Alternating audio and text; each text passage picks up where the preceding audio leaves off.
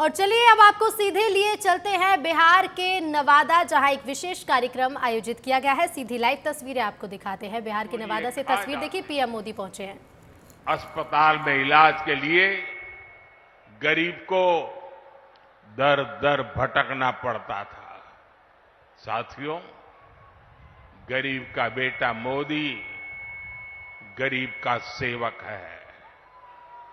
मैं जब तक देश के हर भाई बहन की गरीबी दूर नहीं कर लूंगा, चैन से नहीं बैठूंगा।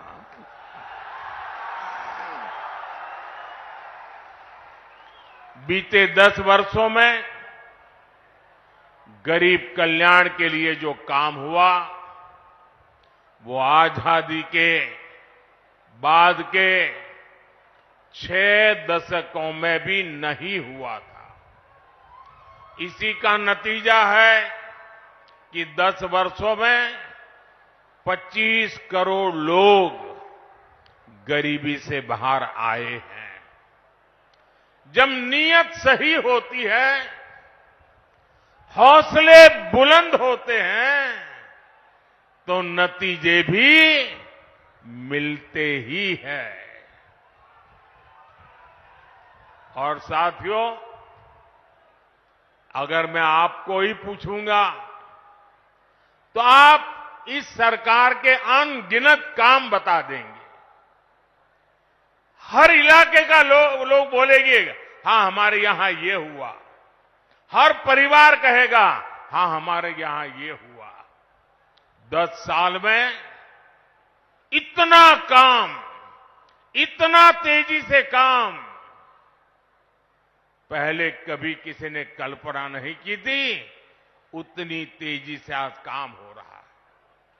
लेकिन भाइयों बहनों, आपको लगता होगा, साबित सर्वे वाले कहते हैं कि भाई इस बार तो 400 पार पक्का है। सारे अखबार वाले लिखते हैं 400 पार पक्का है।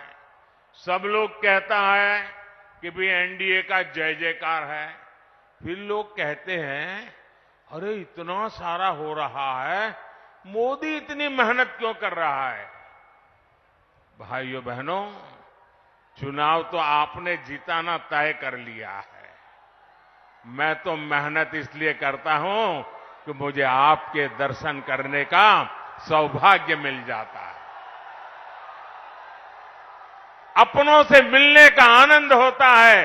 अपनों को मिलने से ऊर्जा मिलती है, अपनों को मिलने से प्रेरणा मिलती है। और इसलिए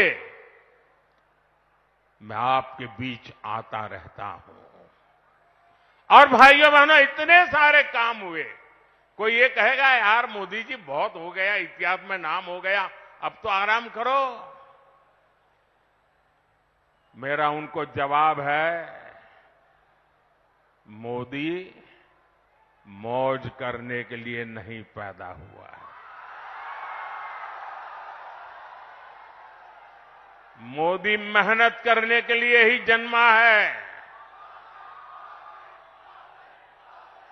और वो भी 140 करोड़ देशवासियों के लिए। अब तक बहुत हुआ है, बहुत किया है, लेकिन मोदी का मन तो यही कहता है कि ये तो अभी ट्रेलर है।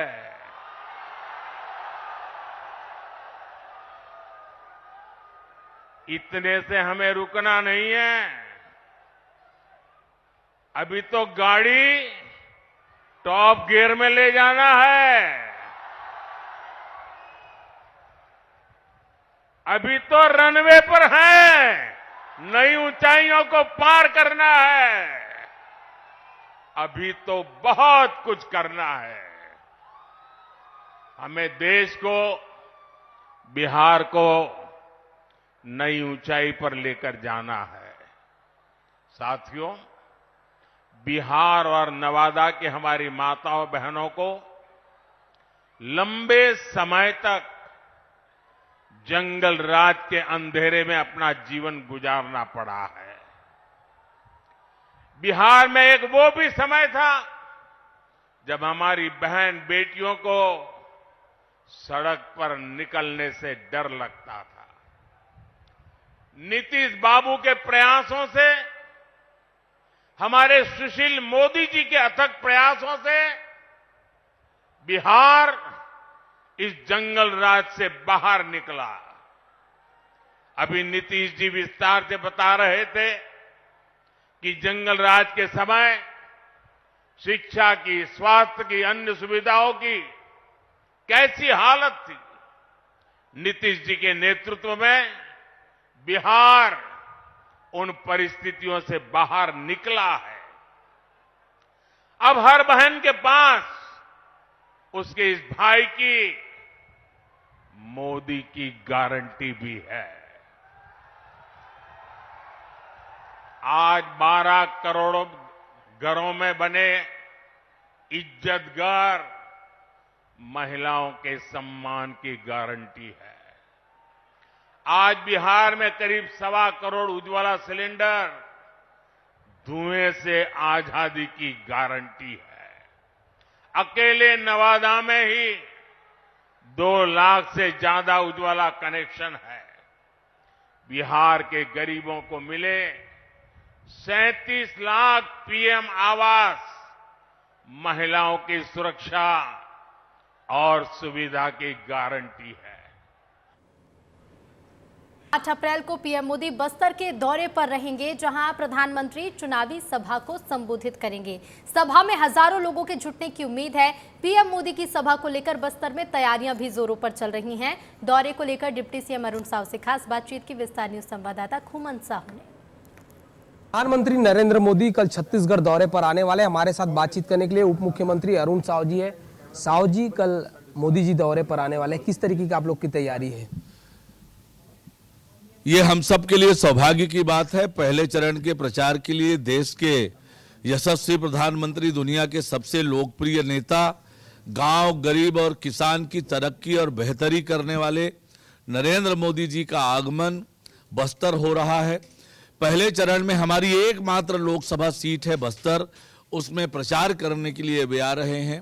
तो निश्चित रूप से बस्तर के लोगों में, कार्यकर्ताओं में भारी उत्साह है। मिशन 11 में हमें बड़ी ताकत और मदद माननीय मोदी जी के आगमन से होने वाला है। ये कांग्रेस पार्टी सोशल मीडिया में पोस्ट कह रही है कि पहले से स्क्रिप्ट तैयार कर लिया गया है। देखिए, कांग्रेस के पास न दूल्हा है न बाराती है। चारों तरफ शोक का वातावरण है कांग्रेस में, और दूल्हा कौन होगा इसको लेकर राहुल गांधी और मल्लिकार्जुन खड़गे में भी झगड़ा चल रहा है। कांग्रेस अब समाप्ति की ओर बढ़ रही है। कांग्रेस घबराई हुई है, डरी हुई है, बौखलाई हुई है। तो आपने सुना उप मुख्यमंत्री अरुण साव जो कह रहे हैं कि न कांग्रेस में दूल्हा है न बाराती है। कैमरामैन किशोर के साथ खुमन साव, विस्तार न्यूज, रायपुर।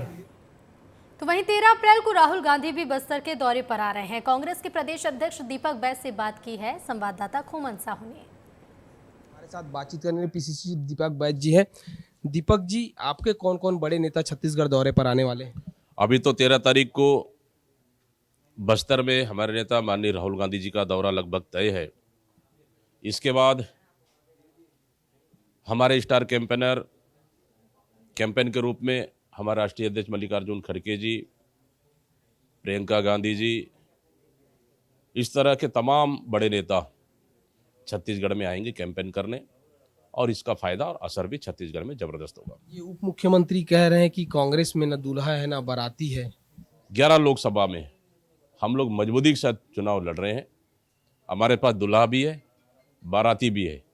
उप मुख्यमंत्री को चिंता करने की जरूरत नहीं है। हाँ, अगर नाचने आना है तो बिल्कुल स्वागत है कि हमारे बारात और शादी में वो जरूर नाचने आ सकते हैं। एक आखिरी सवाल है अध्यक्ष जी, जिस तरीके से कल प्रधानमंत्री मोदी जी बस्तर पर आ रहे हैं, वहां से आप सांसद हैं, क्या कहेंगे उनके दौरे को लेकर? बस्तर दौरे पे प्रधानमंत्री जी आ रहे हैं। जब जब चुनाव होता है तब बस्तर प्रधानमंत्री को याद आता है, बाकी समय याद आता नहीं है।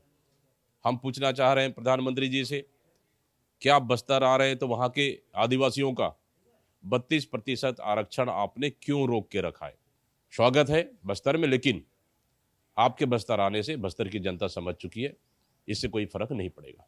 तो आपने सुना, दीपक बैज हैं, पीसीसी चीफ हैं छत्तीसगढ़ के, वो कह रहे हैं कि छत्तीसगढ़ दौरे आने से कोई फायदा छत्तीसगढ़ को नहीं होने वाला है, और ये भी कहते हुए नजर आ रहे हैं कि हमारे पास दूल्हा भी है, बाराती भी है, और मुख्यमंत्री अरुण साव को नाचने के लिए जो है बुलाया भी गया है। कैमरा पर्सन किशोर के साथ खोमन साहू, विस्तार न्यूज, रायपुर।